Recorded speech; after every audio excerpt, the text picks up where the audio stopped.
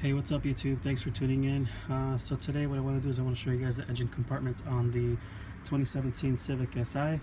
As you can see, there's a lot going on here. So let's just basically start off with one side. As we already know, this car is very light. It's 2,900 pounds on the sedan and 28 and change on the coupe. We're still trying to figure out ways how they were able to manage that, making it a bigger car, a wider car, and a lot more space on the inside and all that, because this car is definitely wider than the 8th and the 9th, because when I put it in the garage it's like really getting tight in there. But let's start off on this side real quick. As you can see, this here blackness, that's the wheel well, that's the cover. Normally before on other cars it's either flush against the wall and the wheel well runs underneath here, underneath all this framing, but this all open, that's just the wheel well right there. Kind of interesting setup. Down there is the side lamps, side markers. It's kind of interesting, easy access. Usually those you gotta dig in underneath the wheel well to access that stuff, but you know, it depends on the car and everything. There's the ECU. There's the battery right there. Got a bunch of wiring going through that. And of course the battery does have a heat shield next to it. That's just to kind of keep it, I guess, from getting too hot from everything, because this engine compartment, it does get really hot in here, especially on a regular day of driving. As you can see, this engine compartment is still very clean. I have not washed this yet. I've had this for just over 3 weeks, and I have not washed this engine compartment, guys. Sorry, it's kind of hot outside, so it's like, I need to get something to drink. Going on to the back, it's kind of a glare, so I can't really see much. Going into the back, you have your intake manifold. It's a very short intake manifold because you don't really, they're not going to put anything long or anything for, tuning like a K series. But yep, there's the intake manifold. There's electronic throttle body right there. There's an inlet pipe, and there's a charge hose from the intercooler. Goes up. But man, if you guys had a chance to see one of these in person, these things are tiny, just like the engine. This thing is tiny. Check out my hand. Wait, let me see. Check out. I can't even tell. I can't even measure that. But yeah, it's small. See my hand. That piping is really small. Look at that. It's really small. Yeah, it's like that wide. No lie, this thing is really small. Super small. It's like super cute, I guess, if I had to say that word. But yeah, there's a charge pipe going down there, following that to the intercooler, which you cannot really see in there, but yep, transmission's all underneath that.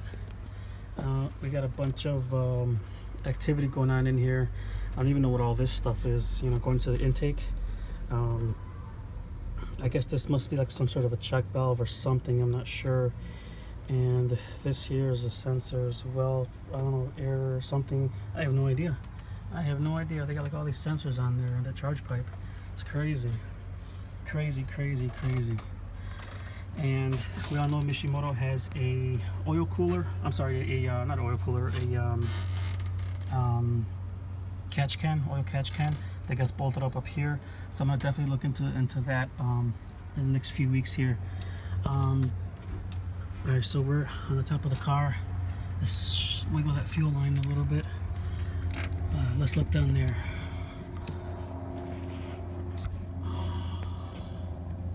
Isn't that interesting? There's the exhaust pipe. Look at that huge assembly right there, the metal assembly than the drive shaft. That's part of the power steering assembly there, all across. That's kind of interesting. Normal, ouch, that shit's hot. Man, look at that subframe down there. Yeah, look at this. Got two parts to the power steering, one over there and one over here. It almost looks like like a diff or something, but it's not a diff. It's just, I'm saying, that's just what it looks like. The whole assembly is just completely different and covered.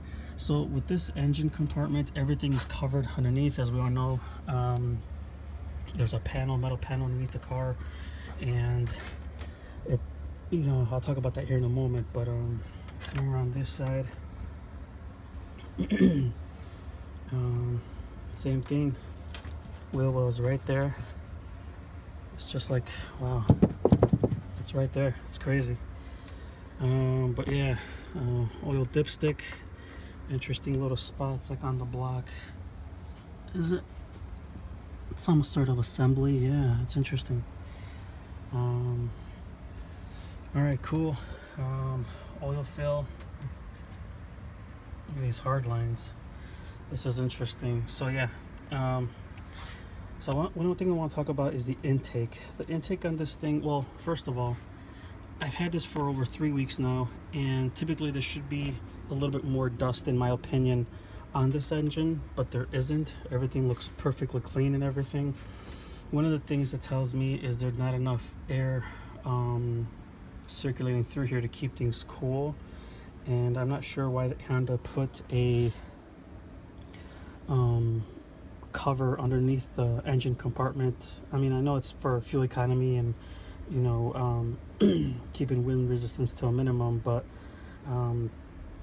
one of the things that I don't like with this setup is this here. This plastic pipe is right on top of the turbo, and look at the clearance. There's hardly any clearance on there. Look at that. That's my pinky. It can barely get it in there. That's warm. That's my pinky. It barely gets in there. That's warm. Shit. Downpipe or cat turbo. Where are we? Where are you, little guy? Turbo inlet, turbine, all that assembly right there. It's all like, it's weird. It's not like a traditional turbo you buy off eBay or anything. It's got like this whole assembly and electronics connected to it. It's kind of interesting. There's the blow-off valve. Blow-off valve is easy to access. But yeah, with the heat and everything, I mean, you can kind of see, you know, I'm not sure what line this is. Oh, coolant. It's a coolant line. See that? Got a bypass. So then they go from rubber to hard line right over the turbo. Everything is hard line. And then it goes back to rubber lines here. But this is the intake right here. What this setup is, it almost looks like the air is just being drawn from here. It goes in here and then it gets sucked into the intake, but it's not. The filter is actually underneath there where you see those screws. And this duct, this ram air duct, look, there it is. The ram air duct actually goes around and down. So it kind of goes like that. Or here's the intake, goes down, up, and then above, and there's the ram air. That's the setup on this thing. This rubber hose.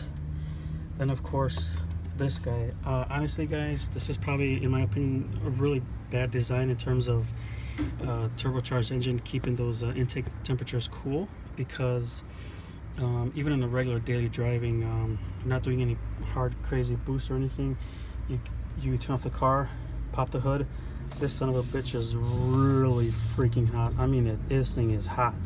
I can only imagine what kind of air intake temperatures are going in there. And you already saw the clearance. There's hardly any clearance on here. But yeah, this thing gets really hot. And look how small that is. Look at that inlet. Look how small that is. Isn't that interesting?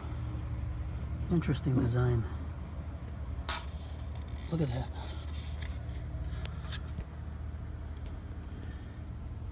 I really would love to see an aftermarket company do something with this here, if it's possible.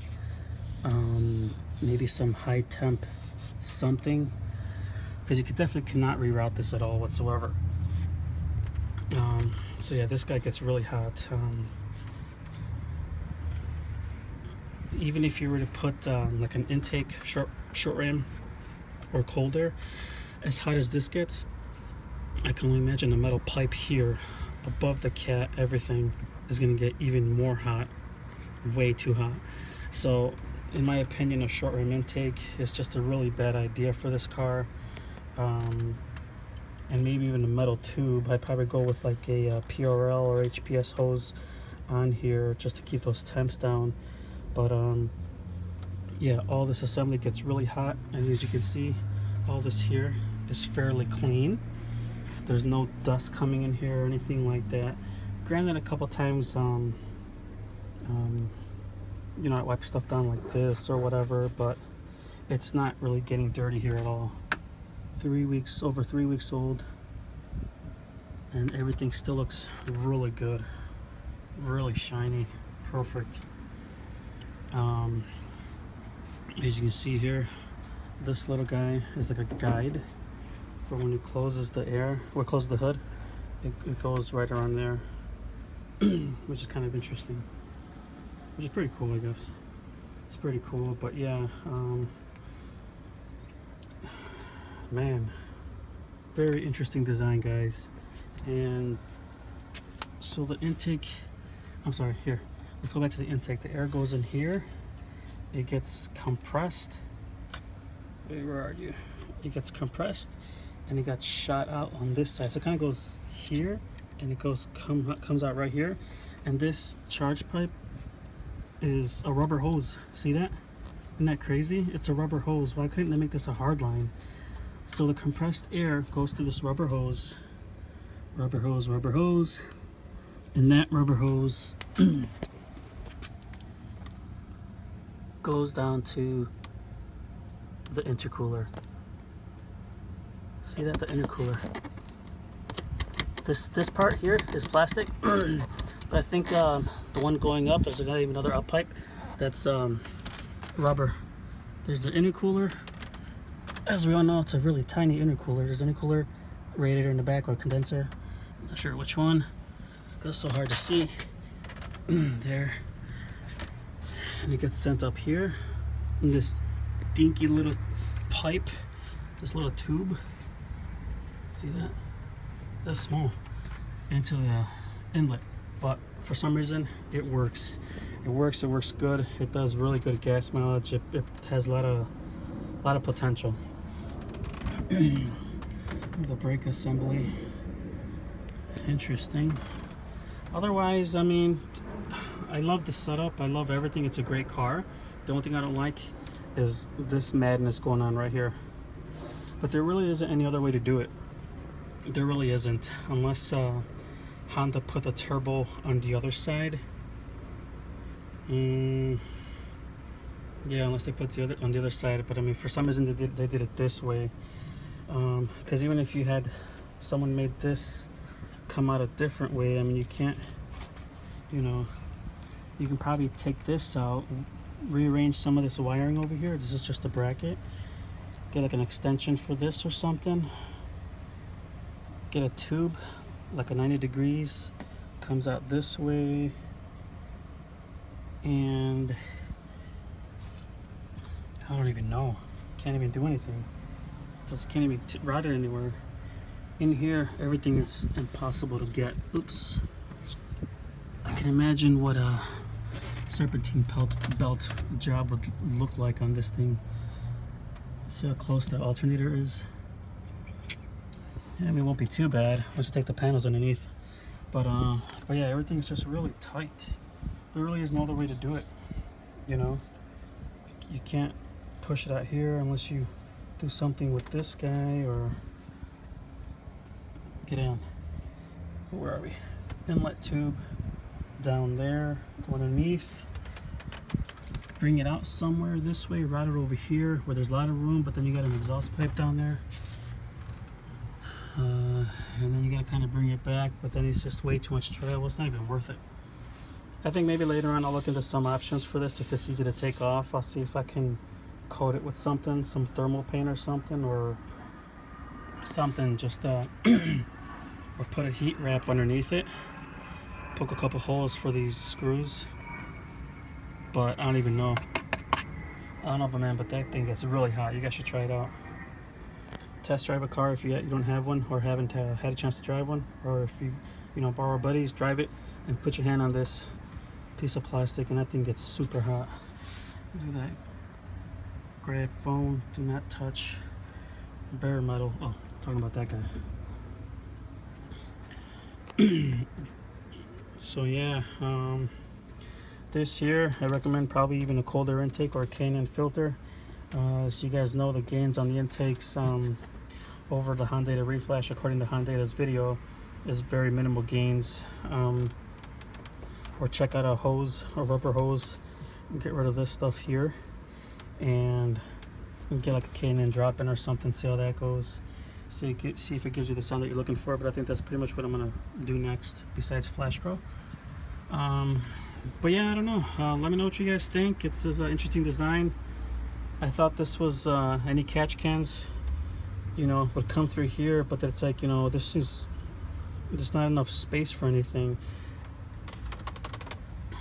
I'm not sure why Mishimoto did a catch can back here with some of these guys, but maybe this one I get it. It's just this one here, but what about this one up front? You know, this is a big ass hose. If you're gonna do a catch can, there isn't much room. Do like a 90 degrees metal, go this way. Damn, I don't even know. But I think this one here should be routed to a catch can, but I'm just not sure how that one would work. Yeah, I don't know. All these lines here. I don't know, interesting setup. Not a lot of room to play with. Definitely not a lot of room to play with. But dang, it's freaking glare. Sorry guys. Yeah, check it out. Let me know what you guys think. Interesting setup. Definitely a lot of stuff going on. I wonder why this fuel line is rubber. See that? Look at that slack. There should have been like a hard line, or you know, L like that and then like that, but not all this jazz. I'm not sure what that's about, but whatever. I mean, it works good. It's a good strong motor. And hey, that's not allowed. Little fuzzies, that's not allowed. Not allowed. No thank you. Keep it clean. But yeah, let me know what you guys think. Interesting setup, right? Very interesting. I do not like that arrangement, but whatever. Let's see where we go. Just wanted to show you guys this video. If you guys have any questions, let me know. Otherwise, we'll catch you next time. Thanks for tuning in. Later.